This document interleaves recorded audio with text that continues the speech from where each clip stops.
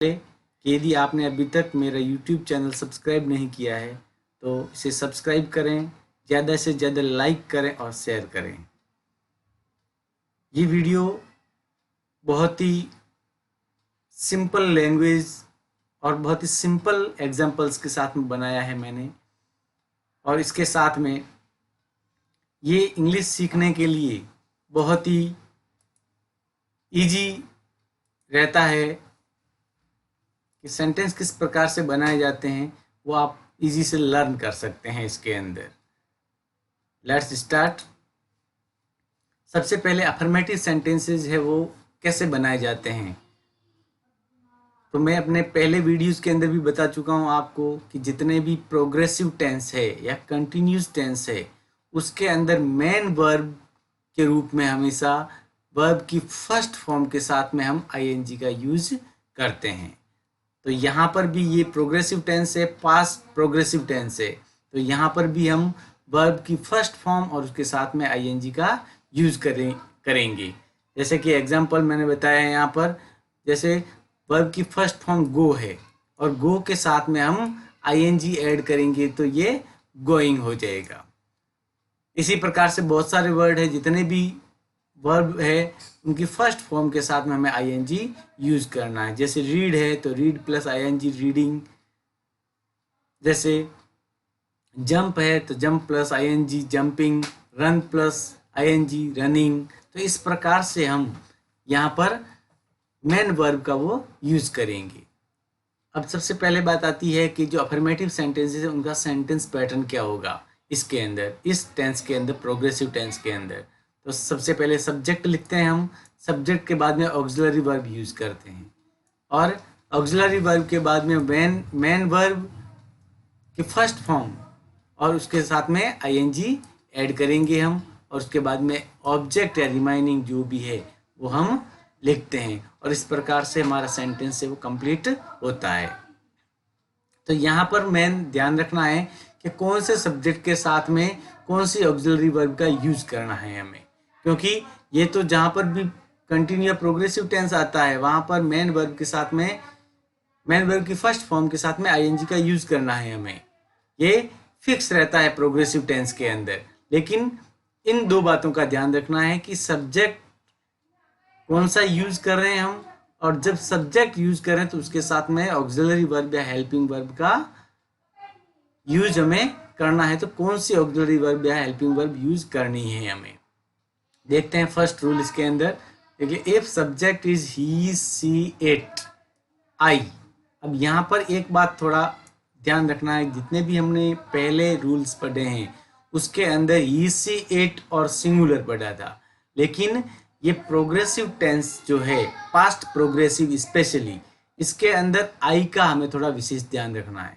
तो इसको first rule में शामिल किया गया है, और ही सी इट आई और सिंगुलर यदि सब्जेक्ट आता है तो हम ऑक्सिलरी वर्ब है वो वाज यूज करेंगे।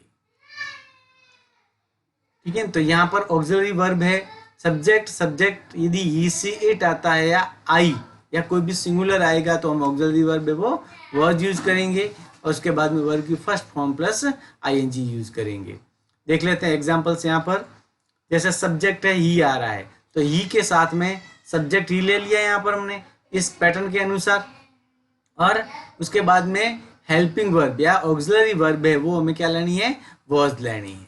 तो ये ऑक्सिलरी वर्ब है वो वाज ले ली यहाँ पर, और वर्ब की फर्स्ट फॉर्म और उसके साथ में आईएनजी का यूज किया हमने। तो यहाँ पर हो गया he was playing game on mobile. उसी प्रकार सेकंड सेंटेंस है, सब्जेक्ट आई आ रहा है तो आई के साथ में हम हेल्पिंग वर्ब वाज यूज कर रहे हैं, और मेन वर्ब की फर्स्ट फॉर्म के साथ में आईएनजी यूज कर रहे हैं। तो इस प्रकार से subject, auxiliary verb, main verb के साथ में आईएनजी का यूज, और उसके बाद में ऑब्जेक्ट यूज किया है हमने यहाँ पर। तो I was reading a magazine. तो इस प्रकार से ये हमारा एक सेंटेंस बन गया है। तो इस प्रकार से बहुत सारे हम सेंटेंस और बना सकते हैं। उसी प्रकार से सेकंड जो रूल है हमारा, सेकंड रूल क्या कह रहा है कि if subject is we, you, they और प्लूरल, यहाँ पर जो पहले के जितने भी हमने टेंस पढ़े हैं उनके अंदर आई इसके साथ में शामिल था, लेकिन यहाँ पर आई नहीं, आई है वो फर्स्ट रूल में शामिल हो गया है यहाँ पर। तो यहाँ पर वी, यू, दे और प्लूरल यदि सब्जेक्ट आता है तो हम ऑक्सिलरी वर्ब के रूप में वर का यूज करेंगे। देख लेते हैं एग्जांपल्स इसके क्या क्या है। यहाँ पर वी सब्जेक्ट ले रहे हैं तो वी के साथ में हेल्पिंग वर्ब ऑक्सिलरी वर्ब है वो वर आ रही है, और उसके बाद में वर्ब की first form watch plus I N G watching, और उसके बाद में ऑब्जेक्ट आ गया यहाँ पर, तो वी वर वॉचिंग टीवी। उसी प्रकार सेकंड एग्जांपल देख लेते हैं। सब्जेक्ट क्या आ रहा है, दे, सब्जेक्ट दे आ रहा है, दे के साथ में हेल्पिंग वर्ब वर यूज करेंगे, तो दे वर राइडिंग ए हॉर्स। तो इस प्रकार से हमारा ये सेकंड एग्जांपल है सेकंड रूल का, वो भी हमने बना दिया है। तो इस प्रकार से आप बहुत सारे सेंटेंसेस है वो प्रैक्टिस कर सकते हैं और इस टेंस को आप सीख सकते हैं। अब इसके अंदर अफर्मेटिव के बाद में बात आती है नेगेटिव सेंटेंसेस की। नेगेटिव सेंटेंसेस जो किस प्रकार से बनाए जाते हैं, तो इसका पैटर्न देख लेते हैं। सब्जेक्ट के बाद में वर्ब या वर्ब का यूज करते हैं हम ऑक्सिलरी वर्ब का, उसके बाद में वर्ब की फर्स्ट फॉर्म प्लस आईएनजी का यूज होता है, और उसके बाद में ऑब्जेक्ट रिमेनिंग यूज करते हैं हम। तो यहाँ पर एग्जांपल देख लेते हैं। देख लिए सब्जेक्ट है, सब्जेक्ट हम नियम पहले ही पढ़ चुके हैं कि भाई कौन सा सब्जेक्ट आ रहा है, सिंगुलर या आई आ रहा है तो उसके साथ में वॉज का यूज करना है, प्लूरल आ रहा है वी यू दे या प्लूरल आ रहा है तो हमें उसके साथ में वर का यूज करना है।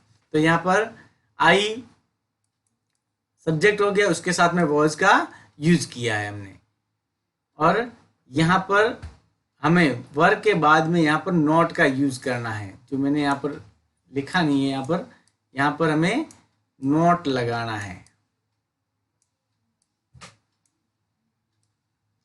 और नॉट के बाद में वर्ब की फर्स्ट फॉर्म प्लस आईएनजी का यूज करना है यहाँ पर। तो सब्जेक्ट प्लस वॉज वर, उसके बाद में नॉट, फिर उसके बाद में verb first form plus I N G का यूज करना है। मतलब नॉट का जो यूज करना है वो हमें क्या करना है, हेल्पिंग वर्ब और मेन वर्ब के बीच में करना है।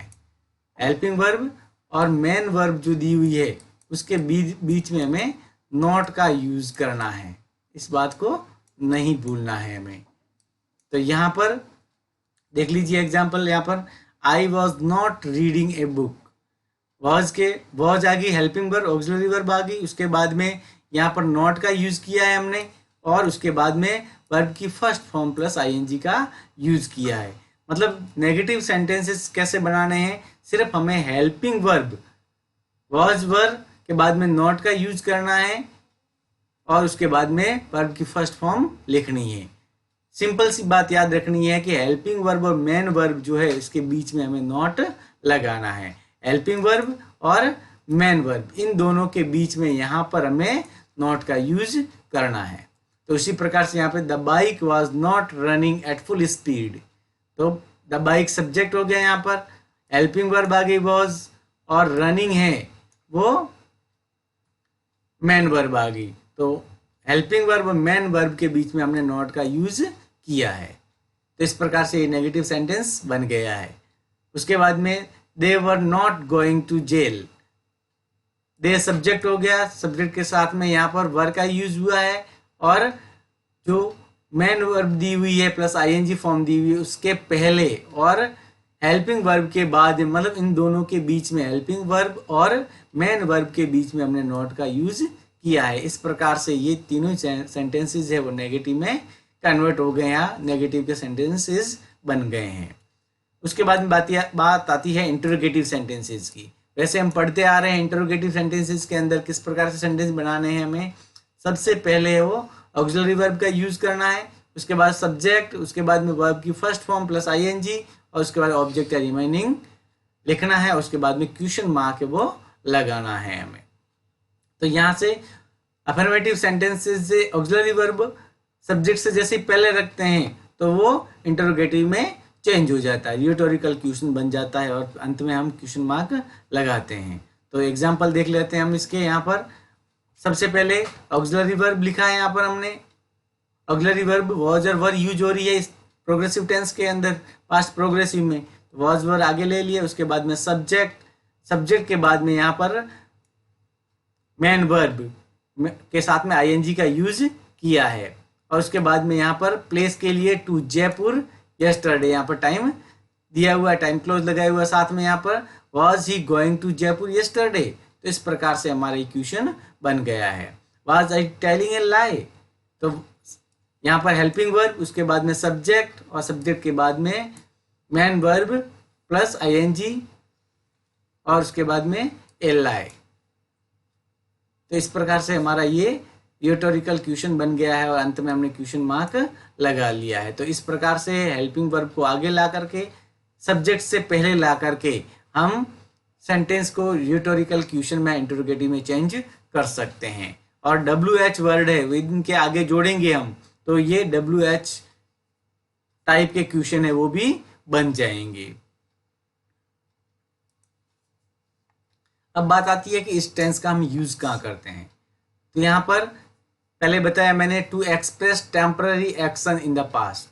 कोई भी टेम्पररी एक्शन पास्ट टेंस में चल रहा था तो उसको शो करने के लिए हम इस टेंस का यूज करते हैं। तो देख लेते हैं एग्जांपल्स इसके। The cows were grazing in the field, the cows were grazing in the field. Cows है, यहाँ प्लूरल दिया हुआ है, तो उसके साथ में हेल्पिंग वर्ब वर का यूज किया है यहाँ पर हमने, और ग्रेजिंग वर्ब की first form plus I N G use की है, और इन द फील्ड यूज किया है यहाँ पर। ये प्रीपोजिशन के साथ में यहाँ पर हमने इसको जोड़ा है यहाँ पर। तो इस प्रकार से ये जो सेंटेंस है कि पास्ट टेंस के अंदर या पहले कोई समय की बात है जब गाय चर रही थी, तो उसको दर्शाने के लिए हम इस टेंस का यूज करते हैं। सेकेंड एग्जाम्पल देख लीजिए, dogs were barking all night. उसी प्रकार से ये सेंटेंस भी है, डॉग्स है, प्लूरल आया हुआ है, हेल्पिंग वर्ब वर, बार्किंग वर्ब की फर्स्ट फॉर्म के साथ में आईएनजी, और उसके बाद में ऑल नाइट लिखा है यहाँ पर। तो इस प्रकार से कि पूरी रात कुत्ते भौंक रहे थे। तो इस प्रकार से ये एक जो कंटिन्यूटी थी पास्ट टेंस के अंदर उसको ये शो कर रहा है यहाँ पर। उसके बाद और कहाँ यूज करते हैं हम इसका, to express to action going on at the same time in the past. जब कोई भी दो एक्शन एक ही समय पर पास्ट में चल रहे हो, एक ही टाइम पर दो एक्शन है वो साथ में चल रहे हो, तो उसको दर्शाने के लिए भी हम पास्ट प्रोग्रेसिव टेंस का यूज करते हैं। एग्जाम्पल देख लेते हैं, while Rudra was reading a book, Rahul was writing a letter. अब दोनों एक्शन है यहाँ पर साथ में चल रहे हैं। एक तरफ तो है Rudra was reading a book, और जबकि उसी वक्त दूसरा एक काम और साथ में चल रहा था, वो क्या था, Rahul was writing a letter. तो दोनों एक्शन है वो पास्ट टेंस में जब एक साथ में चल रहे थे, तो उसको दर्शाने के लिए भी हम इस टेंस का यूज करते हैं। While I was teaching English, students were listening carefully. यहाँ पर भी आई वॉज टीचिंग इंग्लिश, जब मैं इंग्लिश पढ़ा रहा था तब स्टूडेंट्स सावधानी पूर्वक सुन रहे थे। तो यहाँ पर दो एक्शन साथ में हो रहे थे, एक तो इंग्लिश पढ़ाने का काम चल रहा था और दूसरी तरफ स्टूडेंट से वो केयरफुली उसको लिसन कर रहे थे। तो ये दोनों एक्शन है पास्ट टेंस के अंदर एक साथ में चल रहे थे। तो इस प्रकार की कंडीशन को बताने के लिए हम पास्ट प्रोग्रेसिव टेंस का यूज करते हैं। फिर थर्ड बात आती है यहाँ पर कि to express action going on at the same time when another action takes place. जब कोई पास्ट टेंस के अंदर एक एक्शन है वो कंटिन्यूटी में था और उसी दौरान है एक दूसरा एक्शन है वो हो जाता है, तो इस प्रकार के सेंटेंसेस होते हैं, वहां पर भी हम पास्ट कंटिन्यू टेंस का यूज करते हैं यहाँ पर। तो यहाँ पर एग्जांपल देख लेते हैं, he was watching TV when I visited his house. वो एक एक्शन है वो कंटिन्यूटी में था, ठीक है। ही वॉज वॉचिंग टीवी, वो टीवी देख रहा था, कब, when I visited his house, जब मैं उसके घर पे गया। तो यहाँ पर पास्ट प्रोग्रेसिव टेंस और जो चल रहा था, और एक दूसरी जो घटना घटी वहां पर, ठीक है, आई विजिटेड हिज हाउस, जो कि पास्ट सिंपल टेंस के अंदर दूसरा सेंटेंस साथ में आया है। तो सेंटेंस के अंदर के कोई भी जब टेंस सीक्वेंस देखा जाएगा तो उसके अंदर भी इन बातों का हमें ध्यान रखना है कि पास्ट प्रोग्रेसिव के साथ में पास्ट प्रोग्रेसिव आ सकता है, पास्ट प्रोग्रेसिव के साथ में पास्ट सिंपल टेंस भी यूज हो सकता है। उसी प्रकार से my sister was doing her homework when I reached home, तो यहाँ पर एक एक्शन है वो चल रहा था और तब है वो दूसरा एक्शन वहां पर हो गया। तो इस प्रकार से दोनों एक्शन को बताने के लिए इस टेंस का हम यूज करते हैं। आशा करता हूं आपको ये वीडियो पसंद आया होगा, और यदि आपको वीडियो पसंद आया है तो इस चैनल को सब्सक्राइब करें, लाइक करें एंड शेयर करें।